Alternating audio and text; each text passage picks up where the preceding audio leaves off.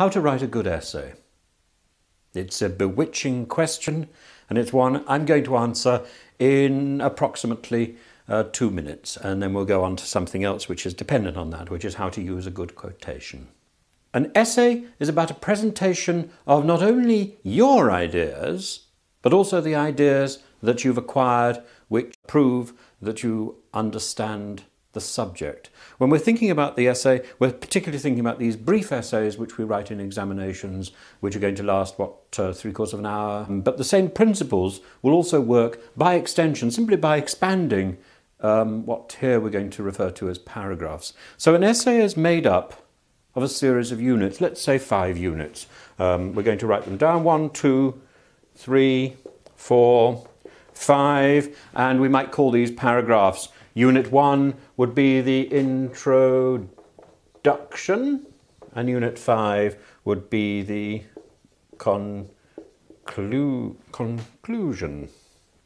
Units 2 and 3, paragraphs 2 and 3 are those paragraphs where you are going to demonstrate to the reader that you know what you're talking about. These paragraphs need to establish that everything is balanced. So, for example, in an argumentative essay, maybe paragraph 2 would be the reasons for the proposition, and paragraph 3 would be the reasons against the proposition.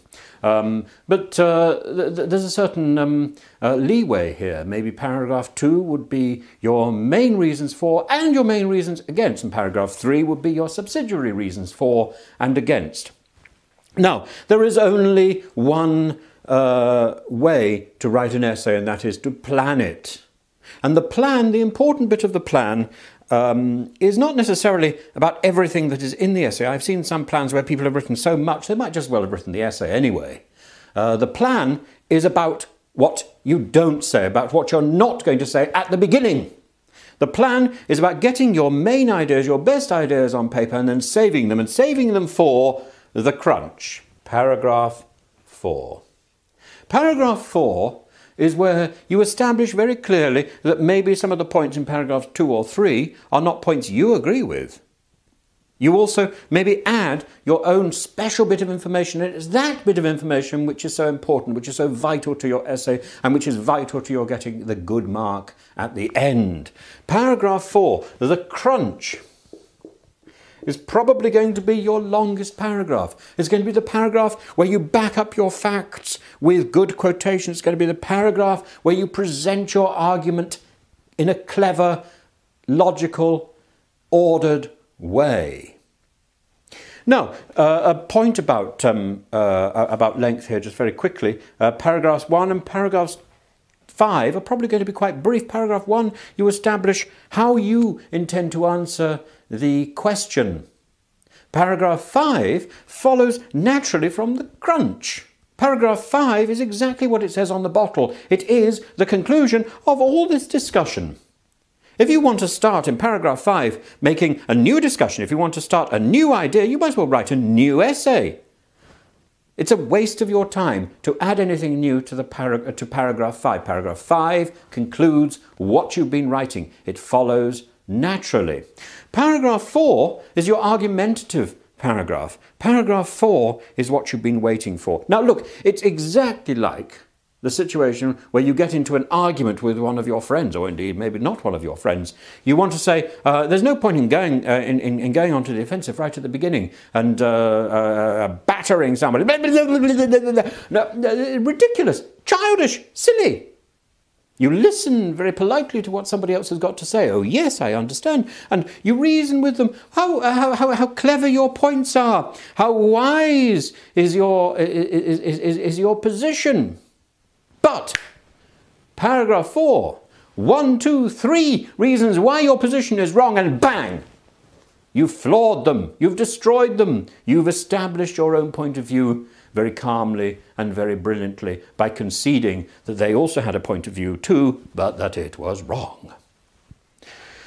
Now, as an addition to this talk, here we've got our 5-paragraph system for the essay. We've also got to consider how we defend and how we back up points, and we do this with the quotation.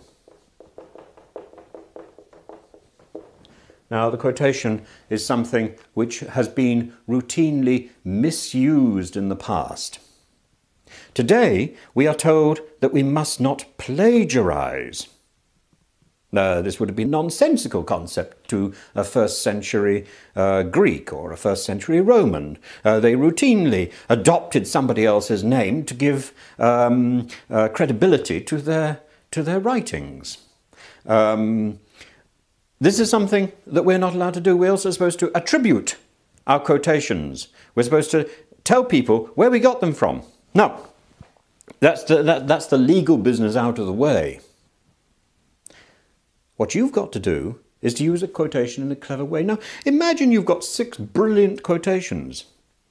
You've got 35 or 40 minutes in which to write your essay. You're probably not going to have time to use all 6 of those quotations.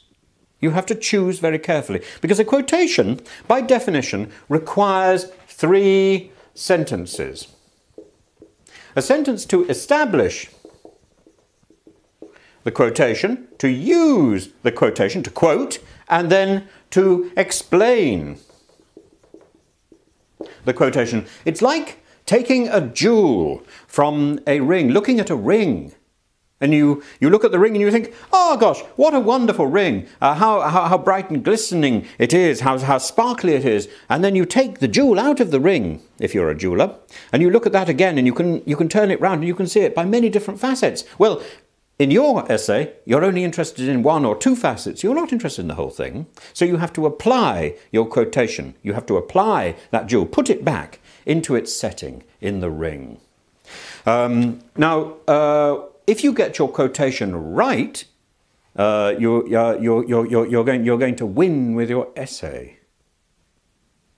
You can't use every quotation that you've got in your head. Now, not only can you use quotations, of course, you might be able to refer to characters or events without necessarily explicitly quoting. This is useful too. But the art of the quotation requires these 3 points. These 3 sentences: establishing, using the quotation, and explaining the quotation. There is no point in making your quotation longer than the things that you are writing. I have seen essays where the quotation is twice the length of the original work written by the student. This is absurd. Your quotation should be brief and ad rem, to the point. If you follow these steps, you will write a brilliant essay. There is no question.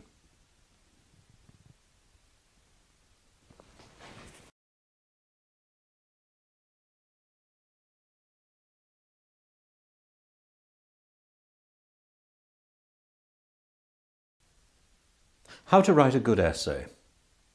It's a bewitching question, and it's one I'm going to answer in approximately 2 minutes, and then we'll go on to something else which is dependent on that, which is how to use a good quotation.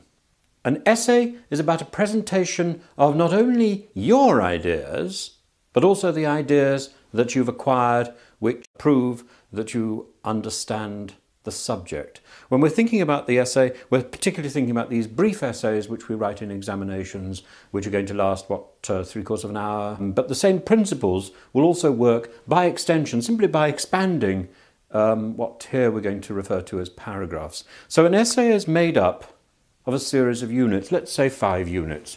We're going to write them down: 1, 2, 3, 4, 5, and we might call these paragraphs. Unit 1 would be the introduction,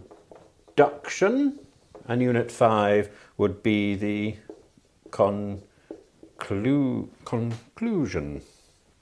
Units 2 and 3, paragraphs 2 and 3, are those paragraphs where you are going to demonstrate to the reader how to write a good essay. It's a bewitching question,